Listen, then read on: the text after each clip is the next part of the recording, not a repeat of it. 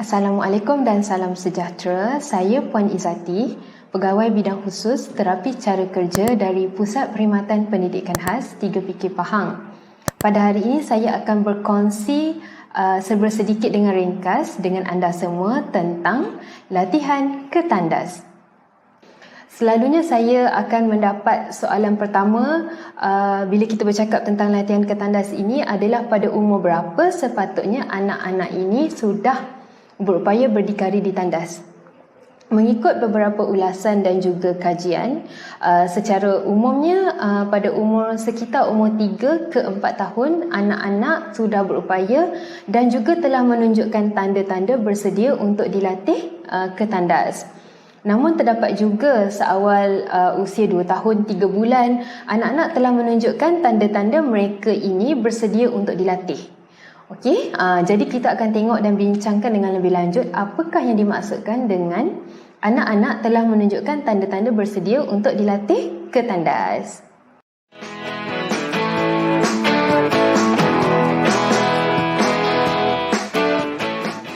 Salah satu tanda anak telah bersedia untuk dilatih termasuk anak-anak dengan keperluan khas adalah apabila anak menunjukkan regular bowel movement, di mana kekerapan anak ini tadi membuang air, kita dah boleh agak. Pampers anak dah kering dalam tempoh 1 ke 2 jam. So anak dah boleh tahan kencing. So ini yang dikatakan kita dah boleh agak kekerapan anak membuang. Jadi kita dah mula boleh melatih anak ke tandas. Okey, itu yang pertama. Yang kedua, anak ini tadi tahu konsep basah kering. Contoh, seluar basah, baju basah dia tahu dan dia mula menunjukkan tanda-tanda tidak selesa sekiranya baju, seluar ataupun pampers tadi dah penuh.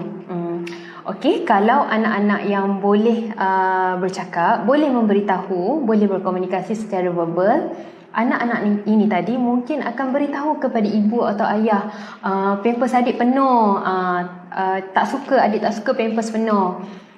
Dia mungkin boleh bercakap, boleh memberitahu. Tetapi untuk murid-murid ataupun anak-anak dengan keperluan khas, kita boleh perhatikan tanda-tanda seperti anak tak nak duduk sebab pampers dah penuh, ataupun anak mulalah menunjukkan tarik-tarik, tolak-tolak pampers ke bawah sebab dia dah tak suka dengan keadaan pampers yang dah penuh ataupun pampers yang basah itu tadi. Okey, itu tanda yang kedua. Yang ketiga, anak kita, terutama anak dengan keperluan khas, sekiranya tidak boleh menyatakan dia perlu ke tandas, tapi anak telah menunjukkan tanda-tanda fizikal yang dia ni nak kencing. Contohnya anak mula pegang kemaluan ataupun anak mula gelisah dan mula kepit-kepit kaki. So itu tanda-tanda kita dah tahu dah, oh anak nak kencing. So maksudnya anak kita tadi telah menunjukkan tanda dia bersedia untuk dilatih. Tanda yang keempat, anak ini telah bersedia untuk dilatih ke tandas ialah apabila anak mula menunjukkan minat untuk ke tandas. Okey, contohnya dia mula nak ikut mak, suka ikut ayah, suka ikut abang pergi tandas.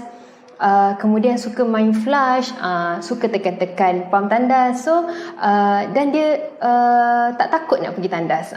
So tu contoh-contoh dia mula menunjukkan minat untuk ke tandas.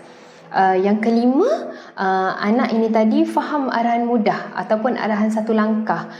Contohnya duduk, buka seluar. Okey, faham apa itu buka seluar. Ambil, anak faham arahan mudah. So kita dah boleh mula melatih anak ini ke tandas. Tanda yang keenam, contoh anak telah bersedia ke tandas adalah anak boleh duduk di tandas, sama ada cangkung ataupun tandas duduk tadi dalam tempoh 2 ke 5 minit dengan selamat. Okey, ini melibatkan posture, melibatkan keselamatan. Jadi sekiranya anak okey, maksudnya anak ini tadi telah menunjukkan tanda-tanda mereka bersedia untuk dilatih.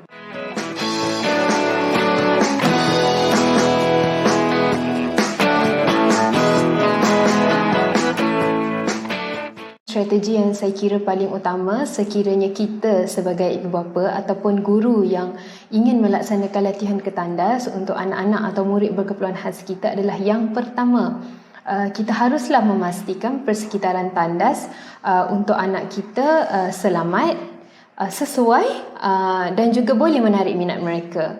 Apa yang kita katakan selamat? Contohnya, sekiranya tandas kedudukannya tinggi, kita bolehlah sediakan bangku kecil sebagai sokongan kepada kaki anak ketika anak duduk. Kita meletakkan non-slip mat, lantai tidak terlalu licin. Lampu pastikan dipasang. Keadaan dalam tandas jelas dan terang untuk anak. Dan sekiranya kita menggunakan poti, pastikan kita gunakan di bawah, dan poti yang dipilih bolehlah mengikut warna kesukaan anak. Dan juga ada ibu bapa yang menggunakan toilet seat yang ada corak-corak kartun semata-mata untuk menarik minat anak untuk ke tandas. Okey, itu yang pertama. Yang kedua, pada ketika kita hendak melaksanakan latihan ketandas, kita pastikan pakaian yang anak pakai adalah pakaian yang mudah dibuka. Contohnya tidak berzip, tidak ketat, tiada butang.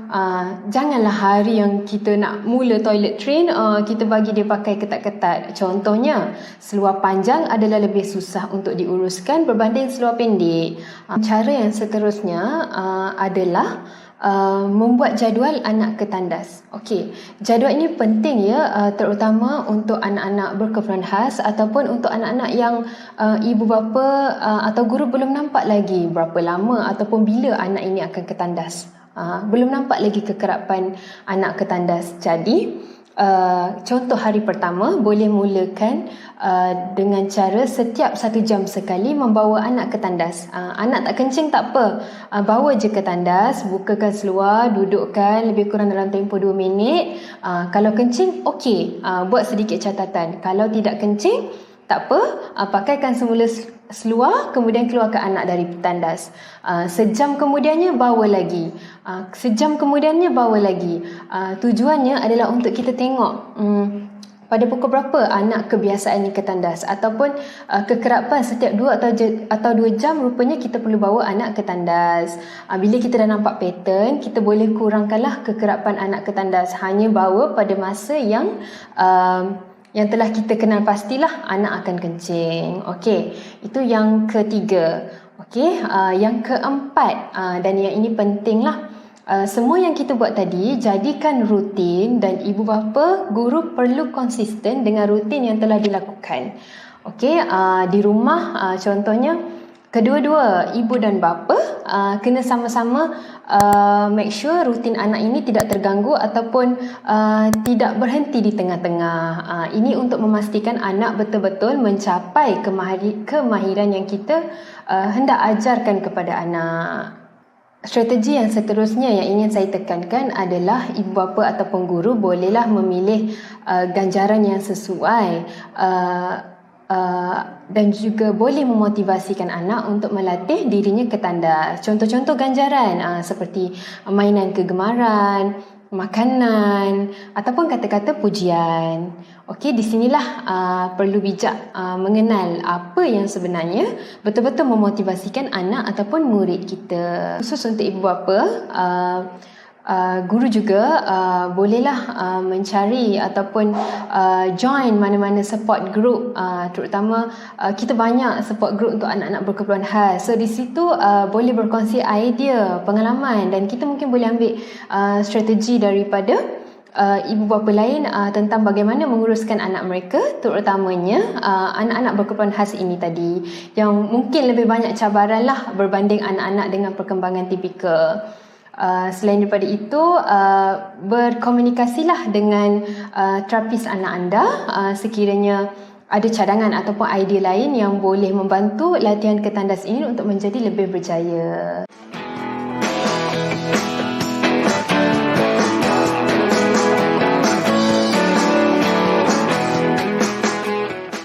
Sekian, itu sahaja perkongsian daripada saya. Terima kasih, sehingga berjumpa lagi.